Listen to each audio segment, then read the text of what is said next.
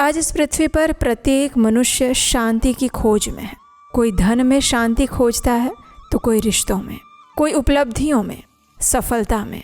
लेकिन जितना अधिक संसार के पीछे भागते हैं, मन उतना ही अशांत होता जाता है।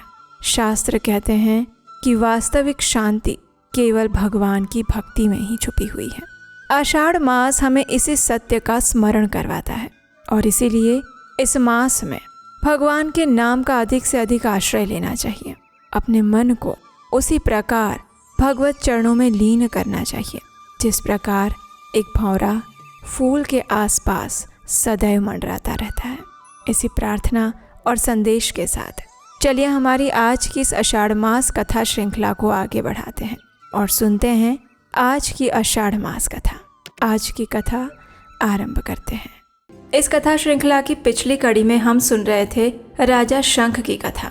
राजा शंख भगवान श्री विष्णु का प्रत्यक्ष दर्शन करना चाहते थे और इसलिए वे अपने संपूर्ण ऐश्वर्य और राजपाट को अपने पुत्र को सौंप देते हैं और फिर आ जाते हैं वन में तपस्या करने के लिए। लेकिन उससे पहले भगवान श्री विष्णु एक आकाशवाणी के माध्यम से राजा शंख को इस बात की सांत्वना देते हैं कि वे उन्हें प्रत्यक्ष दर्शन अवश्य देंगे और वो भी वेंकटाचल पर्वत पर स्वर्णमुखी नदी के किनारे। और उसी समय ऋषि अगस्त्य भी वहां पर आएंगे और उन्हें भी मैं दर्शन दूंगा। भगवान से ऐसी सांत्वना प्राप्त करके राजा शंख पहुंच जाते हैं उस स्थान पर जिसे अंजनाचल भी कहा जाता है और वहां पर जाकर अपनी तपस्या आरंभ करते हैं। कुछ ही समय में ऋषि अगस्त्य भी वहां पर आते हैं अपने शिष्य समूह के साथ और फिर सभी लोग एक साथ बैठकर भगवान श्री हरि के कीर्तन में लीन हो जाते हैं। आइए अब आगे की कथा सुनते हैं। जगत के नाथ और परम भगवान श्री हरि के अंदर मन लगाकर उन्हीं की पूजा और स्तुति करते हुए उन सभी लोगों के 3 दिन व्यतीत हो गए। तीसरे दिन रात्रि में उन सबको नींद आ गई और फिर चौथे प्रहर में उत्तम सपना देखा। भगवान पुरुषोत्तम हाथों में शंख, चक्र और गदा धारण किए प्रसन्न मुख से वर देने के लिए खड़े हैं। उनके नेत्र खिले हुए हैं। भगवान की ये झांकी देखकर सभी प्रसन्नचित्त होकर उठ गए। बाहर कुटिया से निकलकर सबने स्वामी पुष्करिणी के पावन जल में विधि पूर्वक स्नान किया और उसके बाद प्रातः काल उचित समस्त कर्मों का अनुष्ठान करके भगवान विष्णु की आराधना करने लगे और फिर वे राजा के आश्रम पर आ गए। मार्ग में पक्षियों द्वारा ऐसे शुभ शकुन की सूचना मिली जो कि तत्काल कल्याण की प्राप्ति कराने वाला था। उस शकुन को देखकर सबको विश्वास हो गया कि भगवान का कृपा प्रसाद बस आज अवश्य ही मिलने वाला है। उसके बाद त्रिभुवन विधाता भगवान जनार्दन का पूजन किया और फिर पवित्र स्तोत्रों द्वारा उनका स्तवन किया।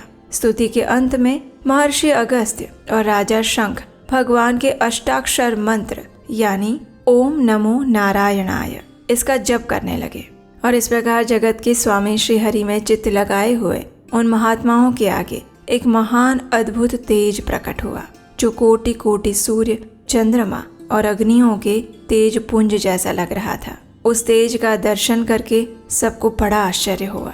उन्होंने उसके अंदर परम आनंद विग्रह स्वरूप भगवान श्री नारायण का चिंतन किया जो मन और वाणी के मार्ग से सर्वथा दूर है। अपने विख्यात ऐश्वर्य से सदैव प्रकाशित रहते हैं। सहस्त्र नेत्र, सहस्त्र भुजा और सहस्त्र चरणों से संयुक्त है। तपाए हुए सुवर्ण के समान दैदीप्यमान है जो अपने वक्ष स्थल पर लक्ष्मी देवी को धारण करते हैं और कौस्तुभ मणि से सुशोभित रहते हैं जिनका स्वरूप अचिंत्य है, जो अनादि और अनंत है। समस्त ब्रह्मांड को अपने आप में प्रकाशित करते हैं और सर्वत्र व्यापक है। उन्हीं भगवान जगन्नाथ को अपने सामने देखकर ऋषि अगस्त्य और राजा शंख आदि सभी मुनियों के मन में बड़ा हर्ष हुआ। सभी ने बार बार भगवान के चरणों में मस्तक झुकाया और उस समय लोक रक्षा के लिए सभी ओर भ्रमण करने वाले भगवान के तेज और बल से संपन्न ऐसे आयुध उनकी सेवा में उपस्थित हो गए। सूर्य के समान तेजस्वी चक्र, दिव्य गदा, नंदक नामक खड़ग, कमल तथा भयानक गर्जना करने वाला चंद्रमा के समान पांचजन्य शंख, ये सभी भी वहां पर उपस्थित हुए। शंख ने अपनी ध्वनि से समस्त ब्रह्मांड को परिपूर्ण कर दिया। उस शंखनाद को सुनकर वशिष्ठ आदि मुनि, गंधर्व, नाग, किन्नर, विश्वक्सेन, गरुड़ और जय विजय आदि श्वेत द्वीप निवासी पार्षद भी उस स्थान पर आ गए। देव वृक्षों से उत्पन्न पारिजात इत्यादि फूलों की वहां पर अद्भुत वर्षा होने लगी। उसकी दिव्य सुगंध से सबका अंतःकरण आमोदित हो गया। भक्त वत्सल कमल नयन भगवान विष्णु को प्रसन्न चित्त देखकर सभी देवताओं और ऋषियों ने अनेक प्रकार के स्तोत्रों द्वारा भगवान का स्तवन किया। ब्रह्मा आदि देवताओं ने कहा, हे दया के सागर भगवान श्री विष्णु, आपकी जय हो। हे कमल नयन, समस्त लोगों को एकमात्र वर देने वाले भक्त अर्ति भंजन, आपकी जय हो। आप अनंत हैं, अविनाशी हैं, परम शांत हैं। मन और वाणी की आप तक पहुँच नहीं है। आपका स्वरूप विशुद्ध सच्चिदानंदमय है। आपको सम्यक रूप से कौन जानता है। विद्वान पुरुष आपको सूक्ष्म से भी अत्यंत सूक्ष्म, स्थूल से भी स्थूल, सबके भीतर विराजमान, प्रकृति से परे अच्युत पुरुष कहते हैं। वेदांत का सारभूत ब्रह्म आपका स्वरूप है। आप सबके अंदर और बाहर है। माया के अधीन रहने वाले देहाभिमानी पुरुषों में से कौन आपका वर्णन कर सकता है। आपका ये स्वरूप अत्यंत भयदायक है। इसे देखकर हम भय से उद्विग्न हो रहे हैं, इसलिए आप शांत रूप धारण कीजिए। ब्रह्मा आदि देवताओं के द्वारा भगवान की इस प्रकार स्तुति होने पर भगवान गरुड़ ध्वज ने उसी क्षण सौम्य रूप धारण कर लिया। उनका मुख अब चंद्रमंडल के समान शोभा पा रहा था। प्रचंड तेज अब शांत हो चुका था। श्री अंगों की श्याम कांति नील कमल दल के समान लग रही थी। उनके दिव्य शरीर पर सुनहरे रंग का पीताम्बर छवि पा रहा था। भगवान रत्नमय आभूषणों से विभूषित हो रहे थे। उनके चारों हाथ शंख, चक्र, गदा और पद्म से शोभायमान थे। भगवान लक्ष्मीपति के इस सुंदर मनोहर रूप को देखकर सभी लोगों ने बार बार प्रणाम किया। भगवान ने अभिष्ट वरदान से ब्रह्मा आदि देवताओं को संतुष्ट किया और फिर उन्होंने मुनि श्रेष्ठ ऋषि अगस्त्य से कहा, हे मुनिंद्र, आपने मेरे लिए कठोर व्रतों का अनुष्ठान करके बहुत कष्ट उठाया है, इसलिए मैं आपको अभिष्ट वरदान दूंगा। बताइए क्या चाहते हैं। भगवान लक्ष्मीपति का ये वचन सुनकर ऋषि अगस्त्य के संपूर्ण अंगों में रोमांच हो आया। वे भगवान को बार बार प्रणाम करके बोले, हे प्रभु, आपने जो मेरा इतना आदर किया, इसी से मैंने जो भी हवन किया है, जो तपस्या, स्वाध्याय और श्रवण किया है, वो सब कुछ सफल हो गया। हे भगवान, मैं तो आपको ढूंढ रहा था और आप मुझे ढूंढते हुए यहाँ पर आ गए। आपकी कृपा से मैं सब कुछ पहले ही पा चुका हूँ। हे माधव, इस समय बहुत सोच विचार करने पर भी मुझे ऐसी कोई वस्तु नहीं दिखाई दे रही जो प्राप्त करने योग्य रह गई हो। इसलिए आपके चरणार विंदों में निरंतर ऐसी ही भक्ति बनी रहे, ऐसी कृपा कीजिए। सुवर्ण मुखरी नदी के जल में स्नान करके जो लोग वेंकटाचल पर विराजमान आपका दर्शन करें, वे भोग और मोक्ष के भी भागी हो। हे भगवान, थोड़ी आयु वाले अज्ञानी मनुष्य व्रत, स्वाध्याय और कर्मों द्वारा आपका दर्शन नहीं कर सकते। इसलिए आप सभी के ऊपर कृपा करने के लिए सदैव इस पर्वत पर निवास कीजिए और सबको मनोवांछित वस्तु देने वाले बनिए। ये सुनकर भगवान ने कहा, हे ब्रह्मन, आपने जो प्रार्थना की है वो अवश्य पूर्ण होगी। आज से वैकुंठ नाम वाले इस पर्वत पर मैं सदैव निवास करूंगा।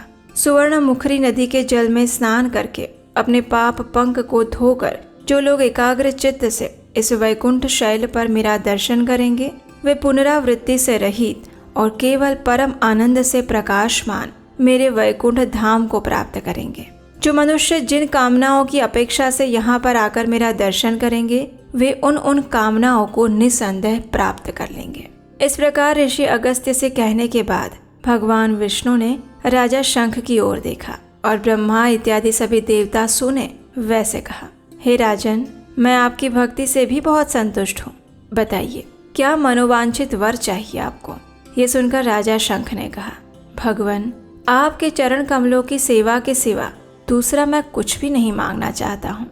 आपके भक्त जिस गति को प्राप्त करते हैं, उसी उत्तम गति के लिए मैं भी याचना करता हूँ। ये सुनकर भगवान ने कहा, हे शंख, आपने जो कुछ भी मांगा है वो सब उसी रूप में प्राप्त होगा। मेरी सेवा में लगे रहने वाले कल्याणमय पुरुषों के लिए कौन सी वस्तु दुर्लभ हो सकती है।